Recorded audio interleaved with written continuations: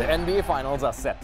Golden State take on the Cleveland Cavaliers. But there's one question that is not going away. Is LeBron James the greatest of all time? EXTV takes a closer look in one moment.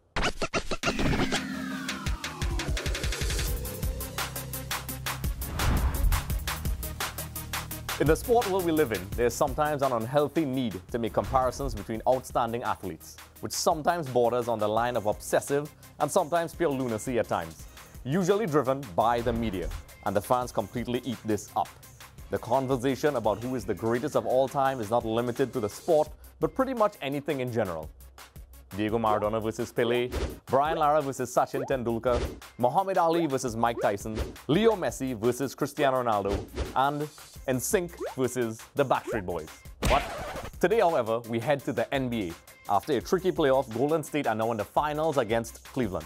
And as stated before, you can't seem to escape the conversation about LeBron James.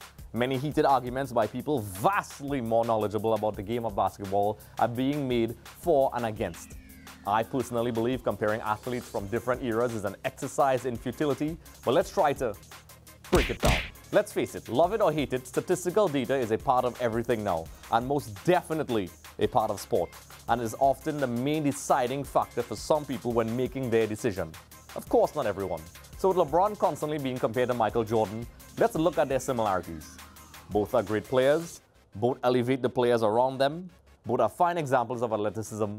So let's head into our list, the first on our list, statistics, and of course in completely random fashion in a segment that I just made up. It's statistic time.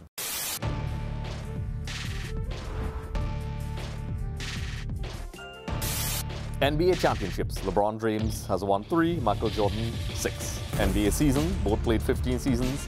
Playoffs played 13-13.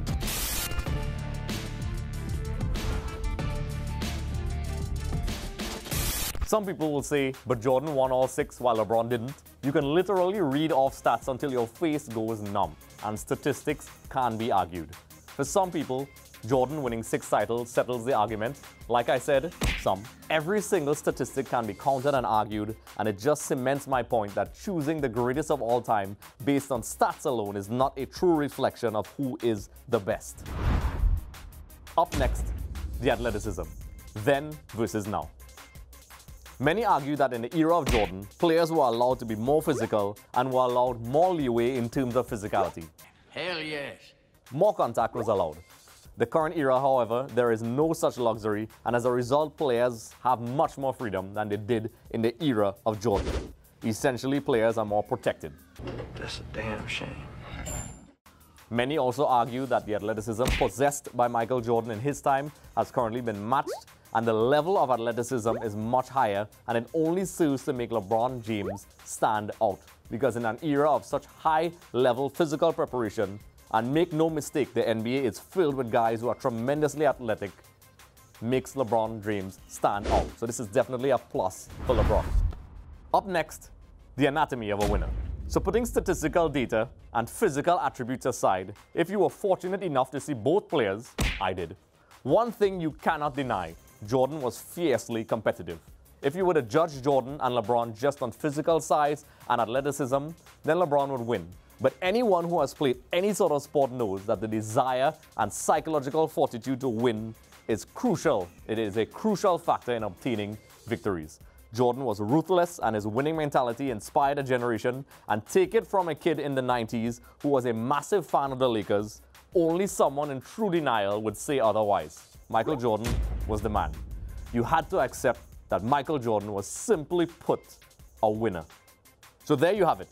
And of course, every single one of these points can be argued and countered, and that is a wonderful thing about these sorts of arguments. It really comes down to a matter of preference and what the individual doing the assessment deems as valuable in their eyes.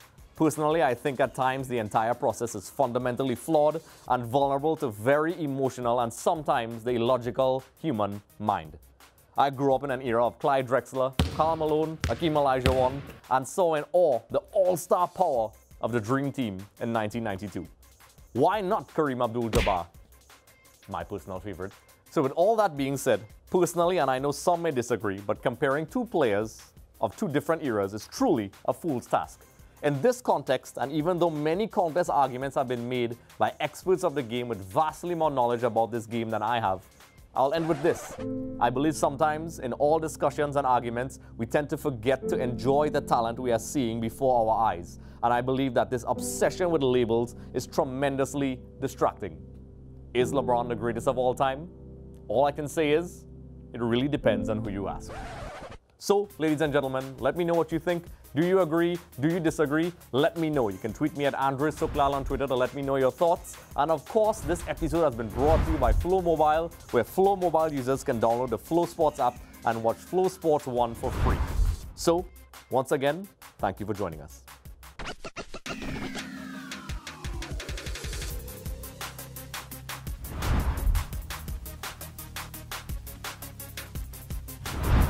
So once again, thanks for watching. Be sure to check out our other videos right here. And also don't forget to like and subscribe by clicking that button, because if you like clicking and pointing at things, that's what you need to do.